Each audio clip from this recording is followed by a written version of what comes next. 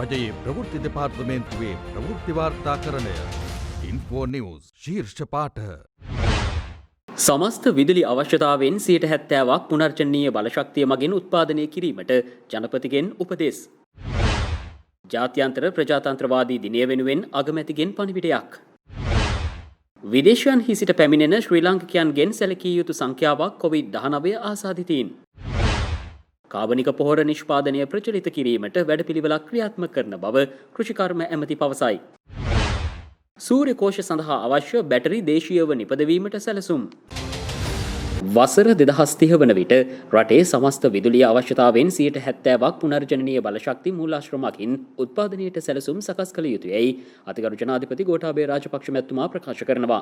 සූර්ය බල සුළං හා ජල විදුලි ජනන ව්‍යාපෘති සංවර්ධන රාජ්‍ය අමාත්‍යාංශයේ ඉදිරි සැලසුම් පිළිබඳව ඊයේ ජනාධිපති කාර්යාලයේ පැවති සාකච්ඡාවේදී ජනාධිපතිතුමා මේ බව සඳහන් කළා. මෙරට විදුලි ඉල්ලුමේ වාර්ෂික වැඩිවීම 6% වන අතර සංවර්ධන ව්‍යාපෘති ආරම්භීමත් සමග බලශක්ති ඉල්ලුම සීග්‍රයෙන් ඉහළ යනු ඇතැයිද ගණන් බලා තිබෙනවා. ප්‍රතිසංස්කරණයට යෝජිත වාරි ව්‍යාපෘති 5000 ආශ්‍රිතව සූර්ය බලශක්ති පැනල සවි කිරීමට ඇති හැකියාව පිළිබඳවද මෙහිදී සාකච්ඡා වුණා. මේ අතර පශු සම්පත් ගොවිපළ ප්‍රවර්ධන හා කිරි හා බිත්තර ආශ්‍රිත කර්මාන්ත පිළිබඳ රාජ්‍ය අමාත්‍යාංශයේ ඉදිරි සැලසුම් පිළිබඳව ඊයේ සාකච්ඡාවක් පැවැත්වුණා. එහිදී දේශීය දියර කිරි අවශ්‍යතාව සපුරාලීමට රාජ්‍ය පෞද්ගලික දයාංශයේ සහ කුඩා පරිමාණ ගොවීන්ගේ එකතුවෙන් කෙටි සහ දිගු කාලීන සැලැස්මක් දියත් කරන්නයිද ජනාධිපතිතුමා නිලධාරීන්ට උපදෙස් ලබා දුන්නා. රාජ්‍ය සහ පෞද්ගලික දයාංශයට අවශ්‍ය සත්ව ආහාර නිෂ්පාදනය සඳහා ගොවීන් දිරිමත් කිරීම ආයතනික මට්ටමින් කළ යුතු බවද මෙහිදී අවධානයට යොමු වුණා. සත්ව ගොවිපළ ආශ්‍රිත පරිසර ගැටලු පිළිබඳව මධ්‍යම පරිසර අධිකාරිය මැදිහත් වීමේ වැදගත්කම පෙන්වා දුන් ජනාධිපතිතුමා ඒ ගොවියාට බරක් නොකළ යුතු බව අවධාරණය කර සිටියා. එමෙන්ම නව මහාධිකරණ විනිසුරුවරුන් 12 දෙනෙකුට පත්වීමේ ලිපි ප්‍රදානය කිරීමද ඊයේ පෙරවරුවේ අතිගරු ජනාධිපති ගෝඨාභය රාජපක්ෂ මැතිතුමා අතින් ජනාධිපති කාර්යාලයේදී සිදු වුණා. එක්සත් ජාතීන්ගේ මහා මණ්ඩලය සෑම වසරකම සැප්තැම්බර් 15 වනදා ජාත්‍යන්තර ප්‍රජාතන්ත්‍රවාදී දිනය ලෙස නම් කර තිබෙනවා.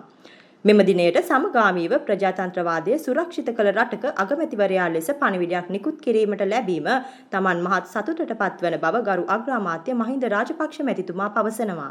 තවද වත්මන් මිනිස් සමාජය තුළ සියල්ලෝම තම ප්‍රජාතන්ත්‍රවාදී අයිතිවාසිකම් තහවුරු විය යුතු බව විශ්වාස කරන බවත් ඔවුන්ගේ ජීවිතය නිදහස හා සතුට ලැබීමේ අයිතිය රැකදීම ප්‍රජාතන්ත්‍රවාදයේ පරමාර්ථය විය යුතු බවත් අග්‍රාමාත්‍යතුමන් සිය පණිවිඩයෙන් පෙන්වා දෙනවා.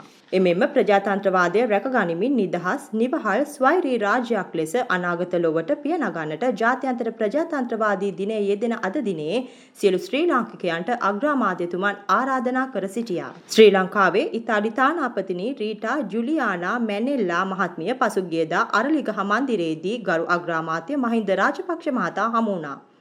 ඉතාලිය සහ ශ්‍රී ලංකාව අතර සහයෝගයෙන් කටයුතු කළ හැකි ශේෂ්ත්‍ර ගණනාවක් පිළිබඳව දෙරටේ නියෝජිතයෝ මෙහිදී සාකච්ඡා කළා. ඉතාලි රජය මේ වන විටත් ශ්‍රී ලංකාවේ ග්‍රාමීය සංවර්ධනය හා කෘෂිකාර්මික ව්‍යාපෘති සඳහා ආධාර ලබා දී ඇති අතර ආහාර සැකසීම, ජලජීවී වගාව සහ පාරිසරික සංචාර ව්‍යාපාර ඇතුළු විශේෂ ශේෂ්ත්‍ර කිහිපයක් ඔස්සේ අනාගත සහයෝගීතාව වර්ධනය කිරීමට උනන්දුවක් දක්වන බව මෙහිදී නියෝජිත පිරිස පෙන්වා දුන්නා. තවද ඉතාලියේ සමාගම් රැසක් ශ්‍රී ලංකාවේ සංචාරක කර්මාන්තයේ ආශ්‍රිත ආයෝජන කෙරෙහි වැඩි උනන්දුවක් දක්වන බව තානාපතිනි ජුලියානා මැනෙල්ලා මහත්මිය පවසා සිටියා. ඊයේ දිනය තුළ ශ්‍රී ලංකාවෙන් වාර්තා වූ සමස්ත COVID-19 ආසාදිතින් සංඛ්‍යාව 28ක් වනවා. ඒ නිරෝධායනට ලක්වෙමින් සිටින බංග්ලාදේශයේ සිට පැමිණි 4 දෙනෙකු, වියට්නාමයේ සිට පැමිණි පුද්ගලයෙකු, කටාරයේ සිට පැමිණි පුද්ගලයෙකු, බහරේනයේ සිට පැමිණි නාවිකයන් 4 දෙනෙකු, ඉන්දියාවේ සිට පැමිණි ඉන්දියානු ජාතික නාවිකයන් 5 දෙනෙකු, කුවේටයේ සිට පැමිණි පුද්ගලයෙකු සහ එක්සත් අරාබි එමිරාජ්‍යයේ සිට පැමිණි 11 දෙනෙකු ලෙස වාර්තා වන බව සෞඛ්‍ය අංශ පෙන්වා දෙනවා. එසේම බහරේනයේ සිට පැමිණ නිරෝධායනට ලක්වෙමින් හලාවත මූලික රෝහලේදී ප්‍රතිකාර ලබමින් සිටි COVID-19 ආසාදිත පුද්ගලයෙකු ඊයේ දින හෘදයාබාධයක් හේතුවෙන් මිය ගියා. ඒ අනුව ඊයේ පස්වරු 9:30 වන විට ශ්‍රී ලංකාවෙන් වාර්තා වන සමස්ත කොරෝනා ආසාදිතින් ගණන 3262ක් වන අතර ඉන්සුවේ ලබා රෝහලින් පිටව ගොස් ඇති ගණන 3005ක් වනවා. එමෙන්ම රෝගීන් 244 දෙනෙකු තවදුරටත් රෝහල්ගතව ප්‍රතිකාර ලබනවා. රසායනික පොහොර අවභාවිතය නිසා දේශීය ගොවියාත් පාරිභෝගික ජනතාවත් බරපතල සෞඛ්‍ය ගැටලු වලට මුහුණ දෙන බව කෘෂිකර්ම අමාත්‍ය මහින්දානන්ද අලුත්ගමගේ මහතා පවසනවා. ඒ සඳහා තිරසාර විසඳුමක් ලෙස කාබනික පොහොර නිෂ්පාදනය ඉහළ දමා ගොවි ජනතාව අතර එය ප්‍රචලිත කිරීමේ වැඩපිළිවෙලක් කඩිනමින් ක්‍රියාත්මක කළ යුතු බවද ඒ මහතා පෙන්වා දෙනවා. මේ පිළිබඳව අමාත්‍යවරයා සඳහන් කළේ දේශීය ගොවියා කාබනික පොහොර භාවිතයට යොමු කිරීම පිළිබඳ කෘෂිකර්ම අමාත්‍ය ශ්‍රවණාගාරයේදී පැවති සාකච්ඡාවේදී. අමාත්‍යවරයා අවධාරණය කළේ කාබනික පොහොර භාවිතය දිරිගැන්වීම සඳහා අවශ්‍ය පියවර ගැනීම කඩිනමින් සිදු කළ යුතු බවයි. ඒ අනුව කාබනික පොහොර භාවිතා කරන ගොවියාගේ සහන ආධාරය ඉහළ දමා ඔවුන්ගේ නිෂ්පාදන වැඩි මිලට ගැනීමට ජනාධිපතිතුමාගේද අවධානය යොමු කරන බවත් 2021 ජනවාරි මාස සිට ක්‍රියාත්මක මෙම ව්‍යාපෘතිය මගින් වසර 3ක් ඇතුළතදී කාබනික පොහොර භාවිතය 30% ඉහළ නංවෙනු ඇති බවත් අමාත්‍යවරයා පෙන්වා දුන්නා. සූර්යකෝෂ සඳහා අවශ්‍ය බැටරි දේශීයව නිපදවීමට සූර්ය බල සුළං හා ජලවිදුලි ජනන ව්‍යාපෘති සංවර්ධන රාජ්‍ය අමාත්‍ය තුමින්ද දිසානායක මහතාගේ විශේෂ අවධානය යොමු වී තිබෙනවා. මේ වන විට ශ්‍රී ලංකාවේ විදුලි බල ක්ෂේත්‍රය පුනර්ජනනීය බල ශක්ති ප්‍රභවයන් වෙත යොමු වී ඇති බැවින් ඒ සඳහා අත්‍යවශ්‍ය අංගයක් වන බැටරි නිෂ්පාදනය දේශීය වශයෙන් සිදු කිරීම රටේ ආර්ථිකයට වඩාත් ලාභදායී වන බව අමාත්‍යවරයා වැඩිදුරටත් පවසනවා. එමෙන්ම මෙම ව්‍යාපෘතිය රට තුළ ස්ථාපිත කිරීමෙන් දේශීය වශයෙන් රටේ රැකියා වියුක්තියටද කදිම විසඳුමක් වන බවද අමාත්‍යවරයා පෙන්වා දෙනවා.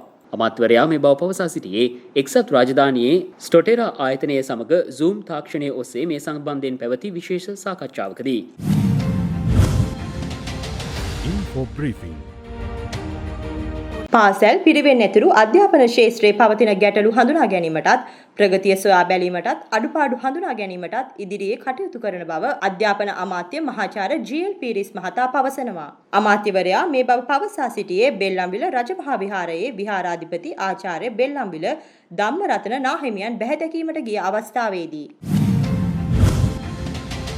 මධ්‍යම පළාතේ අඩු ආදායම්ලාභී පවුල්වල ක්‍රීඩා කෞශල්‍යයන්ගෙන් පිරිපුන් දරුවන් සඳහා මාසිකව රුපියල් 5000ක මුදලක් අවුරුදු 2ක් සඳහා ගෙවීමට මධ්‍යම පළාත් ආණ්ඩුකාර නීතිඥ ලලිත් යූ ගමගේ මහතා අනුමැතිය ලබා දී තිබෙනවා. ඒ අනුව පසුගිය කාලය තුලදී මධ්‍යම පළාතට ක්‍රීඩා ක්ෂේත්‍රයන්ගෙන් කීර්තියක් අත්පත් කර දීම සඳහා කටයුතු කළ ක්‍රීඩක ක්‍රීඩිකාවන් 32 දෙනෙකු සඳහා අදාළ පෝෂණ දීමනා ප්‍රදානය කිරීම පළාත් ආණ්ඩුකාරවරයාගේ ප්‍රධානත්වයෙන් ඊයේ මහනුවර ආණ්ඩුකාර කාර්යාලීය ශ්‍රවණාගාරයේදී සිදු වුණා.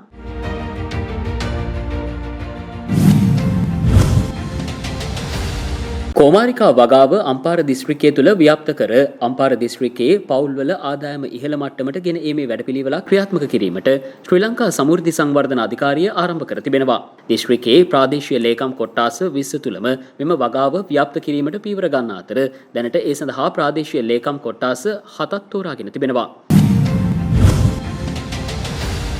බදුල්ල දිස්ත්‍රික්කයේ අඩාල වී ඇති මාර්ග සංවර්ධන කටයුතු යලි ආරම්භ කරන බව කම්කරු අමාත්‍ය නිමල් සිරිපාල් ද සිල්වා මහතා පවසනවා.